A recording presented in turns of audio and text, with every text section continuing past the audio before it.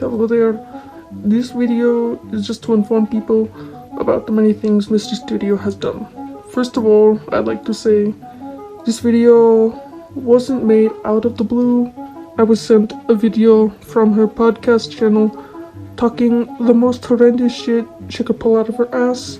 This was the last straw for us, and we're done protecting her and staying quiet. Just to clarify, the video she posted came out a year ago, and none of us had heard of it until now, which is just say it to our face. That's it, just say it to our face, instead of only saying it to the internet. Let's go over what she talks about with Roxy, who now goes by Milo, and Preston, their partner at the time. How Preston was mentally ill. Oh my god, how stupid do you think people are?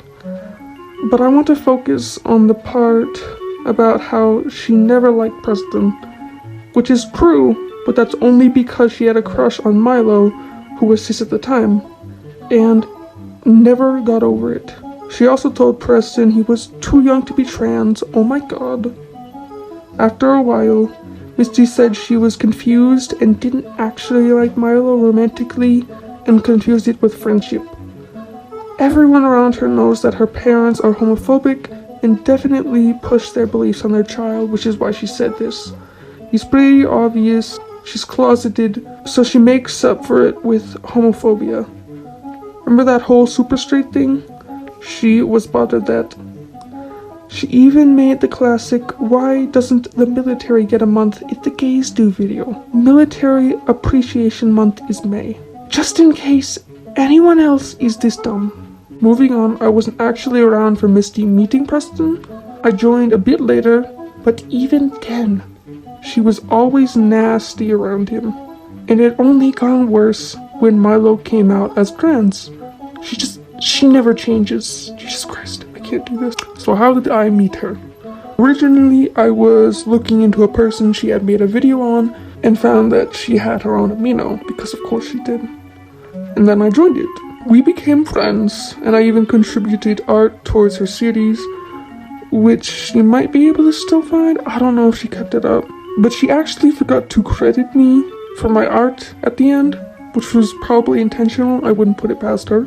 We all started to notice things about her that were just uncomfortable. She would often complain that she couldn't animate, then she would refuse help when it came to learning, or she would complain that her art wasn't good, then never tried to improve it, which I think corresponds with her personality in the sense that she refuses to change. We would all put up with how rude and downright disrespectful she was, because she would always justify it with, "I'm just blunt."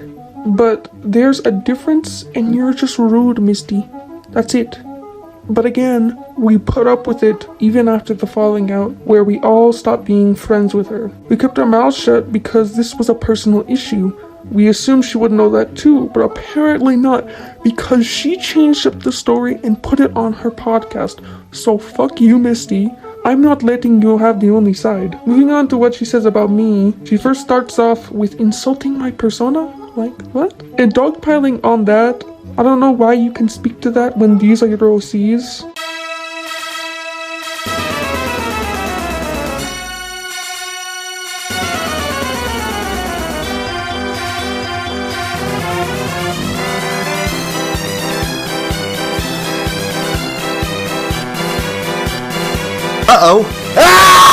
So fucking edgy, it wasn't even funny. I'll talk more about them in a second, but in the podcast she claims I disrespected one of her asexual OCs in a roleplay. What happened is, she made that specific character in Heat and made them ask one of my OCs to fuck. Ew! Ew! What the fuck? Por favor, no. No, I can't do this. In 2 different instances, she made her, at the time, underage persona get sexually assaulted by her own OC, a gay male character she constantly feminizes and fetishizes, and the father of one of my OCs.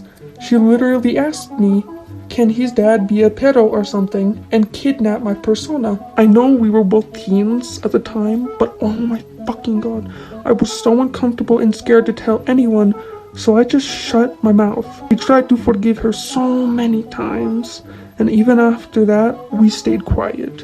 And I'm really done. We all are. Maybe if so many people make you feel like the bad guy, there's some merit to it. The problem is you, so stop playing the victim.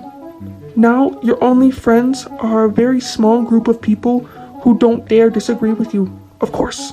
So if you see this, send it to her, tell her about it.